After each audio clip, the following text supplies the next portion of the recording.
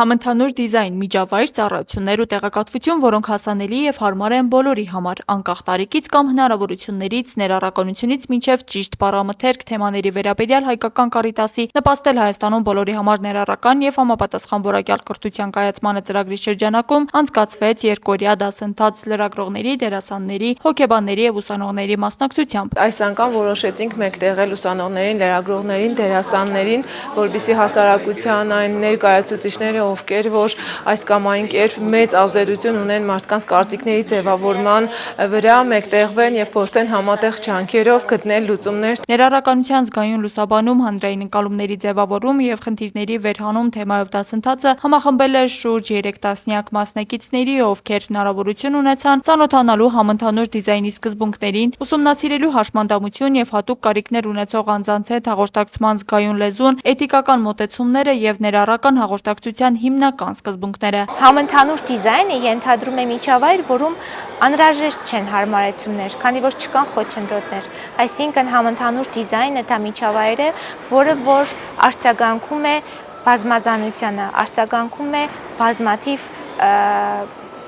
թե խնդիրներին եւ թե ոչ խնդիրներին, այսինքն երբ որ մենք ունենք եզրային դիզայն, բոլորն այստեղ իրենց լավ են զգում։ Դասընթացը նպատակ ուներ նպաստել ներառականության թեմայի պատասխանատու լուսաբանմանը, բարձրացնել մասնակիցների գիտելիքներն ու կարողությունները, խթանել կարծրատիպերի հաղթահարումը եւ ձևավորել համագործակցության հարթակ։ Մեր խնդիրն էր, որպեսզի մեր ամբողջ լուսարանը լինի ներգրավված, լինի հետաքրքրված եւ բոլորը իրենց մասնագիտության եւ աշխատանքի շրջանակներում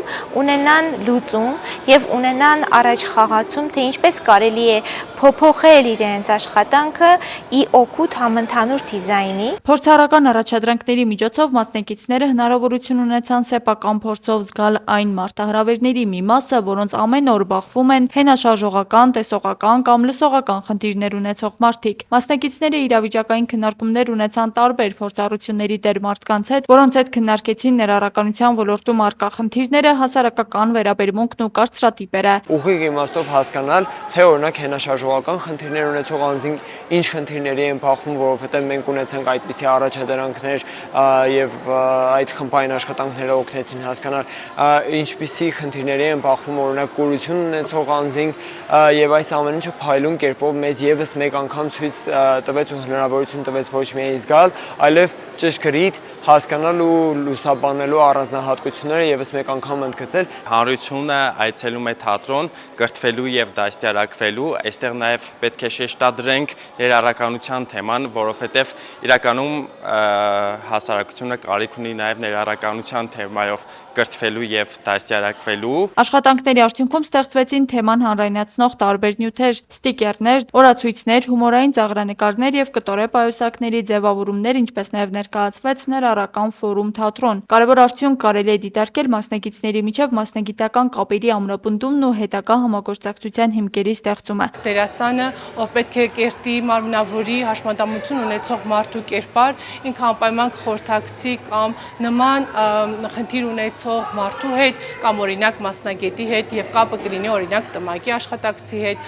լրագրողը կհամագործակցի ենթադրենք այլ ոլորտի մասնագետների հետ, որպեսզի կարողանա լուսաբանումը շատ ավելի գրագետ ներկայացնել, տմակի աշխատակիցը կիմանա տարբեր միջոցառումների, տարբեր կազմակերպության կողմից ներկայացվող իվենտների մասին եւ ավելի ներգրավվածությունը կմեծանա։ Կարծում եմ շատ արդյունավետ եւ շարունակական համագործակցություն ենք ստեղծելու։ Ծրագիրը շարունակական է եւ ներառում է հանրային նախաձեռնություններ, այդ թվում ներառականության թեմայով սթրիթ արտի ստեղծում եւ թատերական ներկայացման բեմադրում հասարակության մեջ ավելի ներառական վերաբերմունք ձևավորելու նպատակով։ Աստղիկ Խաչատրյան, Մարտին Գևորգյան, այսօր։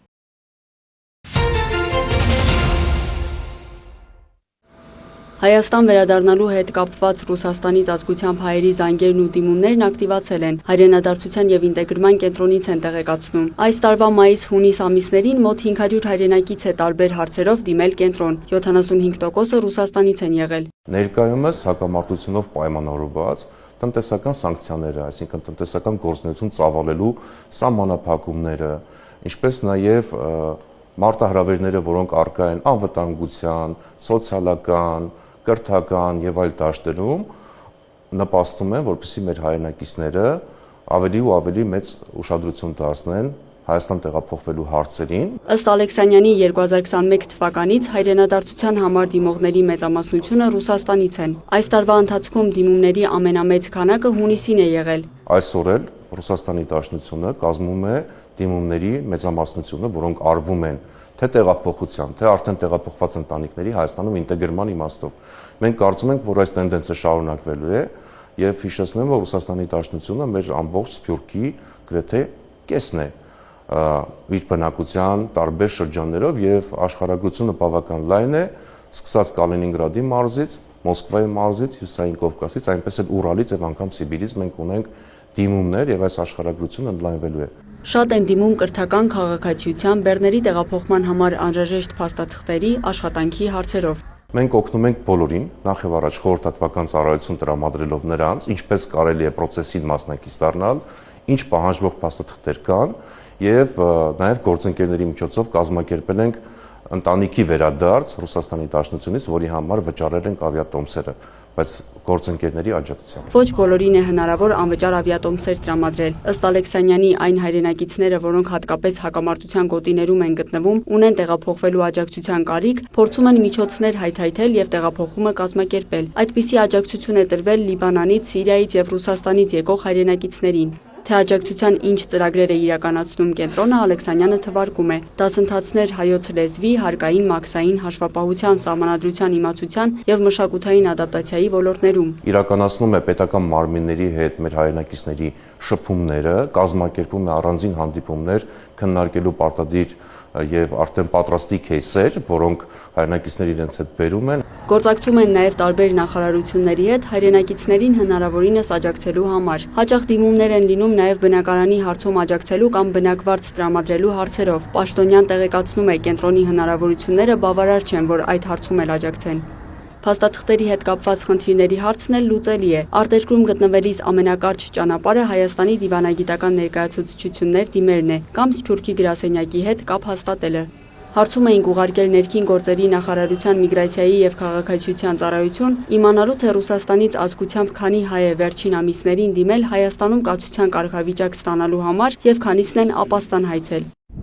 Կացության կարգավիճակների մասով վիճակագրությունը վարվում է ըստ կացության կարգավիճակի տրման հիմքերի եւ քաղաքացիության երկրների։ Կացության կարգավիճակի տրման հիմքերից է հանդիսանում նաև ազգությամբ հայ լինելը։ Ըստ ազգությամբ հայ լինելու հիմքի 2026 թվականի առաջին կիսամյակում կացության կարգավիճակ ստացել է Ռուսաստանի Դաշնության 1067 քաղաքացի։ Հայաստանի Հանրապետությունում ապաստան հայցողների վերաբերյալ վիճակագրական տվյալների վարումն իրականացվում է ըստ քաղաքացիության երկրների, տարիքի եւ սեռի, ոչ ըստ ազգության։ Ուստի Ռուսաստանից ազգությամբ հայերի կողմից ներկայացված ապաստանի հայցերի թվի վերաբերյալ տեղեկատվություն հնարավոր չէ տրամադրել։ Կացության քարտը տրամադրվում է դիմելուց հետո 30 օրվա ընթացքում։ Կարող է երկարաձգվել եւս 30 օր։ Իսկ ապաստանի հայցը քննվում է լիազոր մարմնում գրանցվելուց հետո 3 ամսվա ընթացքում։ Ժամկետը կարող է երկարաձգվել եւս 3 ամսով։ Լիանա Խաչատուրյան, Հովանես Քյոսեյան։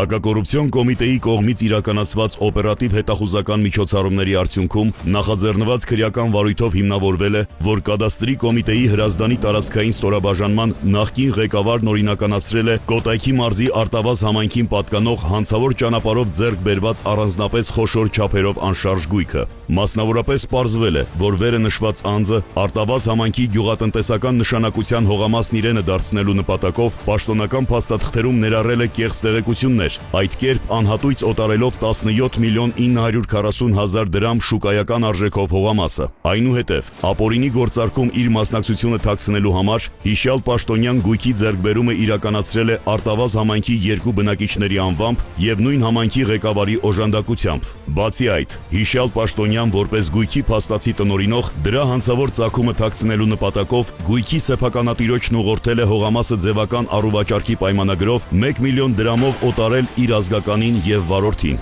կադաստրի կոմիտեի Հրազդանի տարածքային ստորաբաժանման նախկին ղեկավարին ու նրան օժանդակած երկու անձանց մեղադրանքներ են ներկայացվել։ Քրեական վարույթով նախաքննությունն ավարտվել է եւ վարույթի նյութերը մեղադրական եզրակացությամբ ուղարկվել են հակակոռուպցիոն դատարան։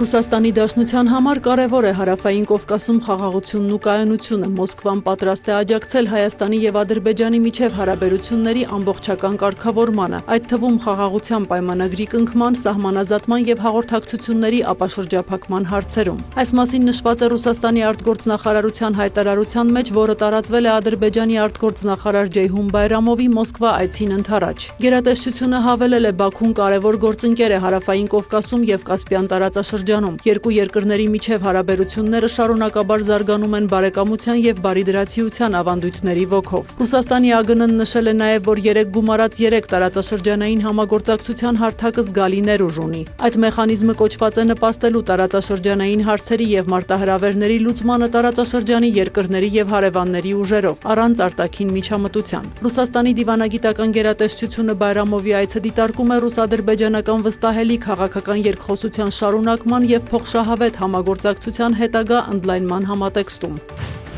Պակիստանի արտգործնախարարությունը Միացյալ Նահանգներին եւ Իրանին կոչ է արել դադարեցնել բախումները։ Գերատեսչության ներկայացուցչի խոսքով հարկավոր է վերսկսել տեխնիկական բանակցությունները Իսլամաբադի միջնորդությամբ հունիսին ձեռք բերված փոխըմբռնման հուշագրին համապատասխան։ Միացյալ Նահանգների եւ Իրանի միջև արդեն 5 օր է ռազմական գործողությունները չեն դադարում։ ԱՄՆ-ն թիրախավորել է Իրանի ափամերձ պաշտպանության օբյեկտները եւ հրթիռների ու անօդաչու թռչող սարքերի կայանքները։ Ահվազում ամերիկյան հարձակումների պատճառով մանկական ուռուցքաբանական հիվանդանոցից տարհանվել է 211 հիվանդ։ Իրանը սա որակել է որպես պատերազմական հանցագործություն։ Ըստ Իրանի առողջապահության նախարարության վերջին օրերին ամերիկյան հարվածների հետևանքով երկրում 35 մարդ է զոհվել, 300-ը վիրավորվել։ Իրանն էլ պատասխանել է թիրախավորելով Բահրեյնում, Քուվեյթում եւ Հորդանանում ամերիկյան օբյեկտները։ Անօդաչուներով հարձակում է տեղի ունեցել նաեւ Իրաքյան Քրդստանի մայրաքաղաք Էրբիլում։ Զուգահեռ շարունակվում է Իրանի ծովային շրջափակումը։ Ըստ ԱՄՆ զինված ուժերի հարված է հասցվել լցանավի, որը փորձել է նավարկել դեպի իրանական նավահանգիստներից մեկը։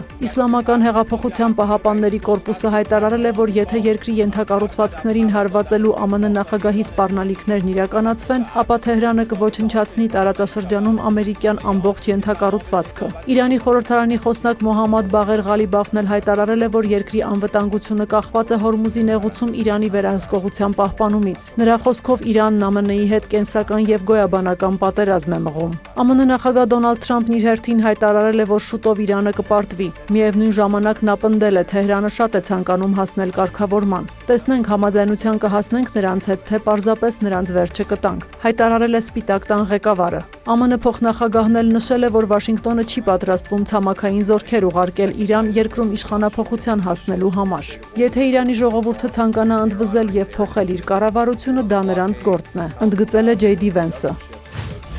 Ռուսաստանը եւ Ուկրաինան զոհված զինծառայողների մարմինների հերթական փոխանակումն են իրականացրել։ Մոսկվան Կիևին վերադարձրել է 501 մարմին, ստացել 31 մարմին։ Փոխանակումը տեղի է ունեցել Բելարուսի տարածքում։ Միևնույն ժամանակ փոխադարձ հարվածները շարունակվում են։ Ռուսական ուժերը հայտնել են գիշերը երկրի 18 տարածաշրջաններում, այդ թվում Մոսկվայի մարզում ուկրաինական 375 անօդաչու խոցելու մասին։ Բրյանսկի մարզում 2 մարդ է զոհվել, այդ թվում 15-ամյա աղջիկ։ Յարոսլավլի մարզում կա 1 զոհ, մի քանի վիրավոր։ Ռուսական ուժերն էլ Ուկրաինայի ուղղությամբ արձակել են 13 հրթիռ, 151 ԱԹՍ։ Կիևում 2 մարդ զոհվել է, կան վիրավորներ։ Թիրախավորվել են նաև Օդեսայում նավահանգստային ենթակառուցվածքները։ Ուկրաինական կողմն էլ հաղորդել է, որ Սև ծովում հարված է հասցրել ռուսական ստվերային նավատորմի 2 լցանավի։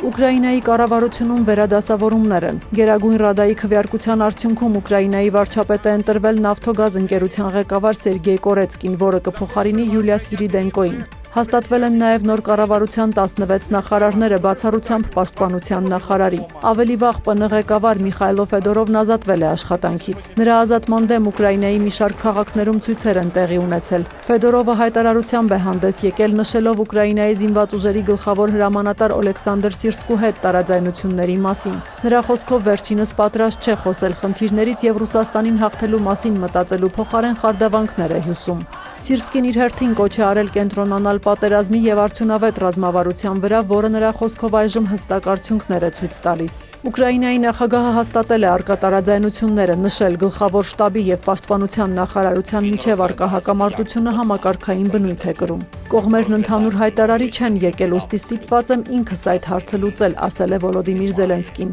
Նա հավելել է, որ պաշտպանության նախարարի պաշտոնի հավանական թեկնածուն ներքին գործերի նախարար Իգոր Կլիմենկոն է, սակայն նրա թեկնածությունը դեռ պաշտոնապես չի ներկայացվել Ռադայի քննարկմանը։ Թուրքիայի արտգործնախարար Հական Ֆիդանը Կիևում իր ուկրաինացի գործընկեր Անդրեյ Սիբիհայի հետ հանդիպումից հետո համատեղ մամուլի ասուլիսում հայտարարել է, որ ռուս-ուկրաինական հակամարտության տարածումը շարունակում է լուրջ սպառնալիք մնալ, հատկապես հաշվի առնելով Սևծովում վերջին զարգացումները։ Մենք չենք ցանկանում, որ պատերազմը հասնի Սևծով, նշել է նա, հավելել. նավահանգիստների լցանավերի ձկնորսական նավերի թիրախավորումը եւ քաղաքացիական անձանց վտանգի ենթարկելն անընդունելի է։ Թուրքիայի արտգործնախարարի խոսքով հակամարտությանը վերջ դնելու նոր լուծումներ են որոնվում։ Իր հերթին Սիբիհան հայտարարել է, որ Ուկրաինան պատրաստ է հրադադարի։ Նա հավելել է, Կիևը Թուրքիան դիտարկում է որպես Ուկրաինայի եւ Ռուսաստանի նախագահների հնարավոր հանդիպման գլխավոր վայրերից մեկը։ Իր հերթին Կրեմլի խոսնակ Դմիտրի Պեսկովը հայտարարել է, որ Մոսկվան առայժմ չի տեսնում բանակցությունների արագ վերսկսման հեռանկարներ, սակայն պատրաստ է դրան։ Կիևում է նաև Մեծ Բրիտանիայի վարչապետ Քիր Սթարմերը, որը հուլիսի 20-ին արդեն կփոխանցի իշխանությունը լեյբորիստական կուսակցության նոր առաջնորդ Էնդի Բըրնհեմին։ Նախագահ Վոլոդիմիր Զելենսկու հետ համատեղ մամուլի ասուլիսում Սթարմերը հայտարարել է, որ Մեծ Բրիտանիայի նոր վարչապետը կշարունակի Ուկրաինային աջակցությունը եւ իր հեռանալուց հետո այդ դինամիկան չի փոխվի։ Նա նաև հայտնել է, որ Բրիտանիան եւ Շվեդիան Կիևին կհատկացնեն 300 միլիոն ֆունտ ստերլինգ ժամանակակից 16 ինքնաթիռի գնման համար։ Իսպանիայի հյուսիսային Արագոնի շրջանում անտառային հրդեհների պատճառով մի քանի գյուղից հարյուրավոր մարդիկ են տարհանվել։ Արվել է ավելի քան 4500 հեկտար տարածք։ Հրդեհաշիջման աշխատանքներին խանգարում են ուժգին քամիները։ Բացի այդ, օրերս Ալմերիայի նահանգում մոլեգնող հրդեհների պատճառով 13 մարդ է զոհվել, որոնցից 12-ը օտարերկրացիներ։ Թուրքիայի հարավ-արևելքում եւս անտառային հրդեհների պատճառով 1000-ից ավելի մարդ է տարհանվել։ Սյուզաննա Չրաղյան։ Մեկ տարի է, ինչ կրթաբաց Ստեփանավան մեծահասակների կրթության կենտրոնում Ստեփանավանի եւ հարակից բնակավայրերի մեծահասակ բնակիչները հնարավորություն ունեն ստանալ շարունակական կրթություն, ձեռք բերել արդիական հմտություններ եւ ակտիվորեն ներգրավվելու համայնքային կյանքում։ Կրթաբաց Ստեփանավանը շատ մեծ ազդեցություն ունեցավ հենց Ստեփանավան համայնքի համար, որովհետեւ բոլոր այն մեծահասակները, ովքեր ունեին մեծ ներուժ, բայց չկար հնարավորություն լրացուցիչ գիտելիքներ ձեռք բերելու, կարիքների վերհանումից հետո բաց դարձավ, թե Ստեփանավանի բնակիչները ինչ տեսակ կրթական կարիքներ ունեն եւ մեր ծրագրով արդեն հենց նմանատիպ դասընթացներ կազմակերպվեցին։ Հաջողության հիմքում ընկած է տեղական եւ միջազգային կառույցների արդյունավետ համագործակցությունը։ Ծրագրի շրջանակներում ձևավորվել է ամուր գործընկերային ցանց։ Մենք տեսնում ենք ինչ ոգևորություն կա համայնքում, ինչ փոփոխություն կա համայնքում, այն հանգամանքը, որ մի տարում 1000-ից ավել մարդ ֆիզիկապես այցելել է տարբեր միջոցառումներ, դասընթացներ, որ 20-ից ավելի դասընթաց է իրականացել եւ այդ դասընթացների մասնակիցներին միշտ ընտրել են, այսինքն միշտ ավելի շատ հայտեր են ստացել, քան մարդիկ մասնակցել են։ Սա նշանակում է, որ համայնքը այսպիսի ծառայության, այսպիսի միջամտության կարիք ուներ, սա նշանակում է, որ այս համայնքում գնահատում են կրթությունը, մեծահասակների կրթությունը եւ մեծահասակների կրթության հետ համայնք եկող մնացած բոլոր առավելությունները։ Շատ տպավորված եմ, որ ընդամենը մեկ տարվա ընթացքում 700-ից ավելի մասնակիցներ կարողացել են թե մասնակցություն ունենալ եւ ավարտել այս տարբեր ծրագրերին։ Ես ունեմ նաեւ թվեր այլ կենտրոնների, քաղաքների կենտրոններից, սակայն այս նմանատիպ թվերի նրանք ասում են ընդամենը 2 տարուց հետ գործունեություն ծավալելուց հետո։ Սա նահապացուցն է, որ այս ծրագիրը կայացած է մեր Ստեփանավանում եւ ունենք շատ մասնակիցներ, որոնք շատ են կարեւորում նման ծրագրերին։ Կենտրոնի առաջարկած դասընթացները մշակվել են համայնքի բնակիչների եւ շահագրգիռ կողմերի շրջանում իրականացված կարիքների գնահատման հիման վրա, ապահովելով բազմակողմանի կրթական ծրագրեր տարբեր ուղղություններով։ Արդեն առաջին իսկ ամիսներին թափանցիկ եւ մասնակցային ընտրության արդյունքում կենտրոնի մեկնարկային 4 դասընթացներին ներգրավվել է 83 մասնակից։ 2026 թվականի համար նախատեսված էր 8 ծրագիր, որոնցից 4-ն արդեն ավարտվել է։ Ի ուրախություն մեր համայնքի բնակիչներին մենք օգոստոս ամսին կհայտարարենք ավտովարման տեսական քննության դասընթացի պատրաստման դասընթացը, ունենանք խոսակցական անգլերենի դասընթաց, մեր քննարկել է թխվածների պատրաստման դասընթացը եւ ունենք սպորտային միջոցառումներ։ Այսքանով 2026 թիվը կամփոփենք եւ 2027 թվականի համար նույնիսկ կարիքների վերհանում կանենք եւ նոր դասընթացով եւ հետաքրքիր միջոցառումներով հանդես կգանք Ստեփանավան համայնքում։ Հավաստագրերը հանձնված են, առաջին տարվա հաջողություններն արձանագրված։ Կրթաբաց Ստեփանավան կենտրոնն արդեն ծրագրում է առաջիկա 3 տարիների անելիքները, նպատակ ունենալով ընդլայնել կրթական ուղղությունները, հիմնել սեղանի թենիսի ու շախմատի ակումբներ եւ շարունակաբար արձագանքել համայնքի զարգացման նոր պահանջներին։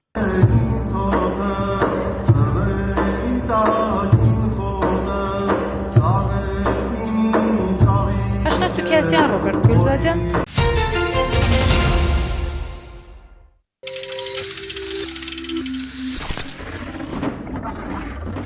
Հայաստանի Հանրապետության պետական եկամուտների կոմիտեի հետաքննության եւ օպերատիվ հետախուզության վարչությունն իրեն վերապահված գործառույթների շրջանակում հարկային իրավախախտումների կանխման ու բացահայտման ուղղությամբ տարվող աշխատանքներում մշակել, ձեռնարկել եւ իրականացրել է համալիր օպերատիվ հետախուզական միջոցառումներ, բարելիքի ոլորտում հանցավոր սխեմաներով համատեղ գործունեություն իրականացնող տնտեսվարող սուբյեկտներին բացահայտելու նպատակով։ Հետաքննության եւ օպերատիվ հետախուզության վարչություն տեղեկություններ է ստացվել այն մասին, որ Իրանի Իսլամական Հանրապետությունից Հայաստանի Հանրապետության տարածք է ներմուծվում ավիակերոսին, որի իրացման վերաբերյալ ՊԵԿ տեղեկատվական բազայում տեղեկություններ առկա չեն։ Հարկային իրավախախտումների կանխման եւ բացահայտման նպատակով ձեռնարկված համալիր օպերատիվ հետախուզական միջոցառումների արդյունքում պարզվել է, որ ՌԿ-ն դրածո անձանց միջոցով ստեղծել է 9 ընկերություն։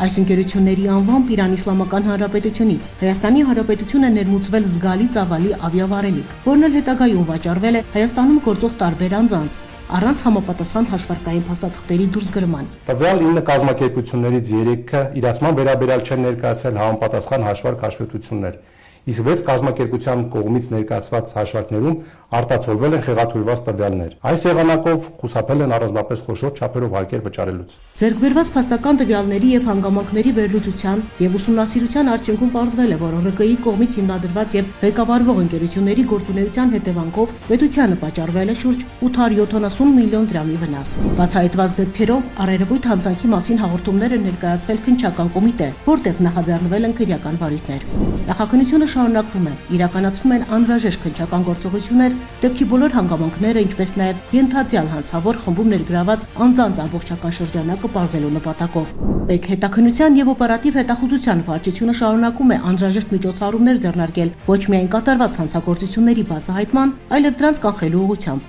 Միաժամանակ հորդորում է տնտեսվարող սուբյեկտներին հայտարարել իրական իրացման շրջանառությունները։ Պետական եկամուտների կոմիտեի տեղեկատվության եւ հասարակայնության հետ կապերի բաժին։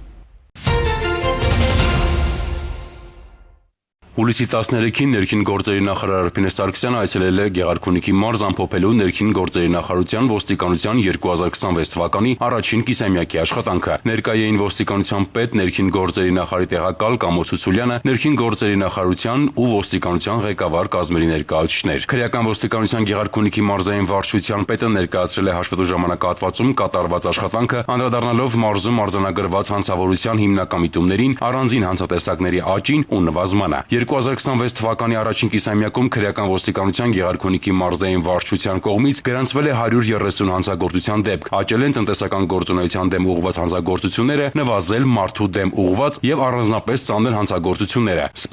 Սպանության փորձի, դիտավորության վարոշությանը ծանր վնաս պատճառելու դեպքերի բացահայտման արդյունավետությունը կազմել է 100%։ Մեղադրյալ ներգրավված լինելու հիմքով բացահայտման ցուցանիշը աճել է։ Զեկույցներով հանդես են եկել նաեւ համայնքային ոստիկանության Գեղարքունիքի մարզի բաժինների ղեկավարները։ Համայնքային ոստիկանության գավառի բաժնում գրանցվել է 169 հանցագործության դեպք, նախորդ տարվա համեմատ 70-ով ավելի։ 169 հանցանքից բացահայտվել է 150-ը։ Բաժնի բացահայտման արդյունավետությունը կազմել է 88.8%։ Մասնավորապես ավելացել է լատենտային հանցատեսակների հայտնաբերման դեպքերը։ Համայնքային ոստիկանության ճամբարակի բաժնում արձանագրվել է 108 հանցագործության դեպք։ Մասնավորապես աճել են մարդու դեմ ուղղված եւ հասարակական անվտանգության, հասարակական կարգի, բնակչության առողջության դեմ ուղղված հանցագործությունները։ Բացահայտման արդյունավետությունը կազմել է 73.1%, բացահայտվել է 79 դեպք։ Համայնքային ոստիկանության Մարտունու բաժնում հանցագործության դեպքերը նախորդ տարվա համեմատ աճել են 46.5%-ով, արձանագրվել է 227 հանցագործության դեպք, բացահայտվել 209։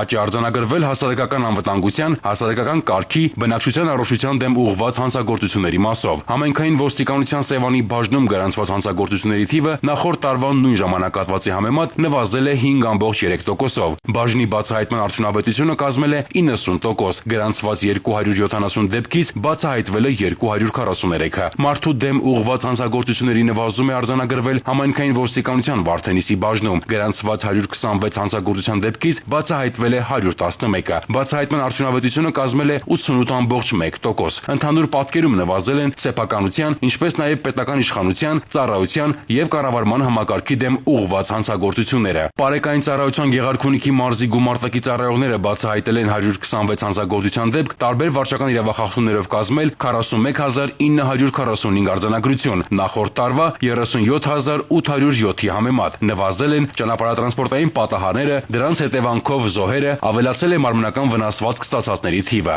Արձանագրվել է ճանապարհային երթևեկության կանոնների խախտումների արձանագրման էական աճ, մասնավորապես վարելու ընթացքում բջջային հեռախոսից օգտվելու, ծխելու, չամրակապված վարելու, սահմանված արագությունը գերազանցելու, ինչպես նաև երեխաներին առանց մանկական նստատեղերի քարսիթերով տեղափոխելու դեպքերով։ Ոստիկանության գվարդիայի Սևանի պահպանության բաժնի պետը ներկայացրել է մարզային գործունեության հիմնական արդյունքները, նշելով, որ հաշվետու ժամանակահատվածում շեշտակի աճ է արձանագրվել հանցագործությունների բացահայտման ցուցանիշում։ Նրա խոսքով դրան նպաստել են ծառայության կազմակերպման արդյունավետ մեխանիզմները, արագ արձագանքման կարողությունների զարգացումն ու կանխարգելիչ աշխատանքի ակտիվացումը։ Ընդհանուր առմամբ բավարար գնահատելով կատարված աշխատանքը Արփինե Սարգսյանը շնորհակալություն է հայտնել ոստիկանության ծառայողներին, ընդգծելով, որ հաշվետու ժամանակահատվածում թե քրեական, թե համայնքային ոստիկանության գործունեության մի շարք ուղղություններով արձանագրվել են դերական ցուցանիշներ։ Նախարարը շնորհակալություն է հայտնել նաև ոստիկաններին Վարդավառի տոնակատարությունների ընթացքում փրկարարների հետ միասին իրականացրած ուժեղացված ծառայության համար, ինչի շնորհիվ ծանր հետևանքներով որևէ լուրջ միջադեպ կամ պատահար չի արձանագրվել։ Խոսելով հանրային անվտանգության ապահովման առաջնահերթություններից, նախարար Սարգսյանը նշել է, որ նախարարության օրակարգում շարունակում են առանցքային տեղ զբաղեցնել ապօրինի պահվող զենք զինամթերքի հայտնաբերման եւ արգելավման ուղղությամբ իրականացվող միջոցառումները, ընդգծելով, որ այդ հարցում ոստիկանությունը պետք է առավել հետևողական գործի։ Ներքին գործերի նախարարը հատուկ ընդգծել է, որ անչափահասների նկատմամբ կամ նրանց կողմից կատարված հանցագործությունները պետք է առաջնահերթություն դիտարկվեն տարածքային բոլոր ստորաբաժանումներում, ապահովելով դրանց արդյունավետ եւ գործընկեր կառույցների հետ համագործակցված ընթացքը։ Նախարար Սարգսյանը հանձնարարել է անչափահասների հետ տարվող աշխատանքը կազմակերպել համակարգված ոստիկանության բոլոր ստորաբաժանումների ներգրավմամբ, ակտիվացնել նրանց հետ տարվող կանխարգելիչ աշխատանքները կրթական հաստատություններում, ամրապնդելով դպրոցների հետ համագործակցությունը։ Ներքին գործերի նախարարը պահանջել է ընտանեկան բռնության դեպքերով տարածքային ստորաբաժանումներում ակտիվացնել կանխարգելիչ աշխատանքները, ապահովելով յուրաքանչյուր ահազանգի նկատմամբ պատշաճ արձագանք։ Անդրադառնալով տեղեկատվական տեխնոլոգիաների կիրառմամբ կատարվող հանցագործություններին, նախարարը նշել է, որ պետք է առավել արդյունավետ պայքար ծավալել համակարգչային հափշտակությունների, կիբերհանցագործությունների եւ առցանց խարդախությունների դեմ, կիրառելով ժամանակակից գործիքակազմ։ Նախարարը ընդգծել է, որ Գեղարքունիքը զբոսաշրջային մարզ է, ուստի առանձնահատուկ ուշադրություն պետք է դարձնել հասարակական կարգի դեմ ուղղված հանցագործությունների կանխմանը, իրավախախտումներին արձագանքել արագ, իսկ իրավախախտների նկատմամբ կիրառել օրենսդրությամբ նախատեսված ներգործության խիստ միջոցներ։ Արփինե Սարգսյանը դրական է գնահատել պարեկային ծառայության աշխատանքն, ինչի արդյունքում մարզում նվազել են ճանապարհատրանսպորտային պատահարները եւ դրանց հետևանքով զոհերը։ Դրական է գնահատվել նաեւ ջրային պարեկների կողմից ձկնագողության դեպքերի բացահայտման արդյունավետությունը, շեշտելով, որ անհրաժեշտ է առավել մեծ ուշադրություն դարձնել կանխարգելիչ միջոցառումներին։ Արփինե Սարգսյանի խոսքով ջանքերը պետք է ուղղված լինեն ոչ միայն ապօրինի որսած ձկան հայտնաբերմանը, այլև այնպիսի արդյունավետ վերահսկողության ապահովմանը, որը կբացառի ձկանը լճից դուրս բերման հնարավորությունը։ Ներքին գործերի նախարարը հանձնարարել է ուշադրության կենտրոնում պահել պետական իշխանության, ծառայության եւ կառավարման կարգի դեմ ուղղված հանցագործությունները, ինչպես նաեւ ակտիվացնել տնտեսական գործունեության դեմ ուղղված հանցագործությունների, այս թվում ապօրինի հանքարդյունաբերության դեմ պայքարի շրջանակում իրականացվող միջոցառումները։ Ամփոփելով Արփինե Սարգսյանը շեշտել է, որ արձանագրված դերական ցուցանիշները պետք է հիմք դառնան աշխատանքի առավել արդյունավետ իրականացման համար։ Նա պահանջել է յուրաքանչյուր ուղղությամբ ապահովել համակարգված, նախաձեռնողական եւ արդյունքային աշխատանք, կանխարգելումը, օպերատիվ արդյունավետությունն ու քաղաքացիների անվտանգությունը դիտարկելով առաջնահերթություն։